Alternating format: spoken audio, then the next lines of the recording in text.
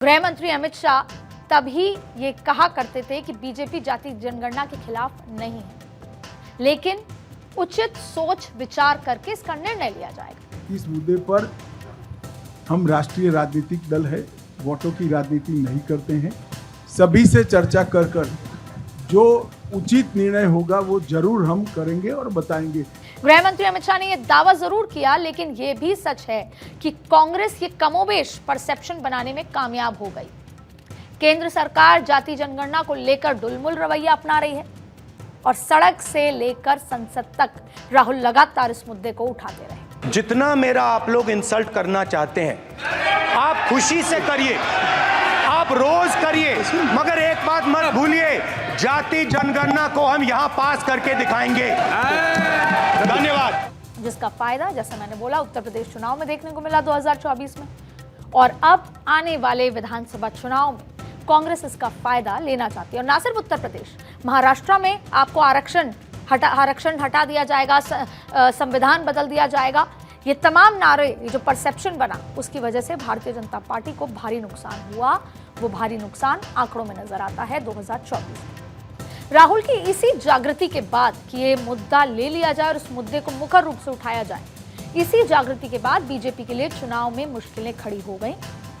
ऐसे में संघ आया बीच। संघ ने बीजेपी को संजीवनी देने की कोशिश की। हाल ही में केरल में संघ के 3 दिन की समन्वय बैठक के बाद आरएसएस के प्रचार प्रमुख सुनील अंबेडकर ने जाति जनगणना का समर्थन कर एक तरह से बीजेपी को धर्म संकट से उबार लिया। ये बात अलग है कि चर्चा ये उठी कि बीजेपी का स्टैंड कुछ और संघ का कुछ और, या संघ का स्टैंड और इंडिया गठबंधन का स्टैंड एक। लेकिन सही मायने में ऐसा कहने के बाद जो सीधा बीजेपी का विरोध होता था कि वो जाति जनगणना से बच रही है, वो विरोध अब कहीं ना कहीं उसका इफेक्ट कम होगा। अब वो क्यों, अब ये भी समझिए। बीजेपी पर पहले से ही ब्राह्मण बनियों की पार्टी होने का टैग है, या आरोप लगता था। दूसरी ओर संघ भी वक्त वक्त पर आरक्षण पर बयान देकर बीजेपी की मुश्किलें बढ़ाता रहा है। लेकिन धीरे धीरे संघ की सोच भी बदल गई है और संघ की रणनीति और बीजेपी के लिए अपने पुराने शैडो से बाहर निकलना आसान हो रहा है, जिसकी तारीफ दलित चिंतक और वरिष्ठ पत्रकार दिलीप मंडल भी करते दिखे हैं। जाति जनगणना पर इस शोर के बीच दिलीप मंडल ने लिखा कि बीजेपी ने ही पहली बार आदिवासी समुदाय के राष्ट्रपति बनाया। पहली बार केंद्र में 27 ओबीसी मंत्री इसी सरकार ने बनाया। यूपी में एससी समुदाय से पहला गवर्नर वाजपेयी जी ने बनाया।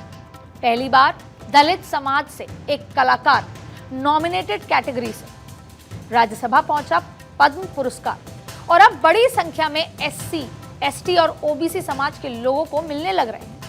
दिलीप मंडल की ये लिस्ट अभी काफी लंबी है, पर राजनीति परसेप्शन का खेल है, जिसे फिलहाल राहुल गांधी का नाम जाति जनगणना को लेकर लोगों की जुबान पर है। जब बात ये कही जाती है कि राजनीति परसेप्शन का खेल है, तो यही जाति जनगणना के परसेप्शन और संविधान बदलने के परसेप्शन, आरक्षण हटाने के परसेप्शन ने भारतीय जनता पार्टी का जो मूड था 2024 के चुनाव का, उसमें कहीं ना कहीं खटास डाली।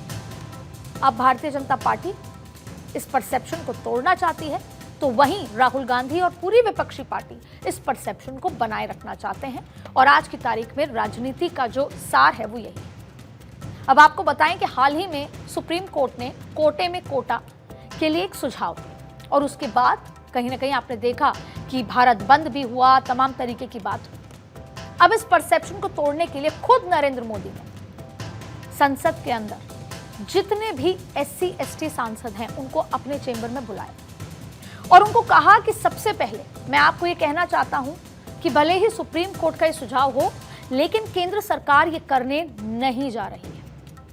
लेकिन मुझे आप लोगों की ये मदद चाहिए कि आप अपने अपने इलाके में जाइए, आप अपने जुड़े समाज के लोगों के पास जाइए और ये बताइए कि केंद्र सरकार कोटे में कोटा से इत्तेफाक नहीं रखती है और केंद्र सरकार किसी तरह का कानून ऐसा नहीं लाए। क्यों? क्योंकि खुद नरेंद्र मोदी ये चाहते थे कि ऐसा कोई परसेप्शन अब न फैले कि कहीं ना कहीं लोगों के अंदर ये भ्रम हो कि संविधान बदल दिया जाएगा। जो 2024 में बनाने की कोशिश की गई, जिसका इम्पैक्ट दिखा। तो नरेंद्र मोदी खुद सांसदों को बुलाकर यह मैसेज दिया और उसके बाद कई मंचों से यह मैसेज दिया। इसलिए कहा जाता है कि राहुल गांधी इसी मुद्दे को लेकर आगे बढ़ रहे हैं, क्योंकि राजनीति में परसेप्शन का खेल जरूरी है।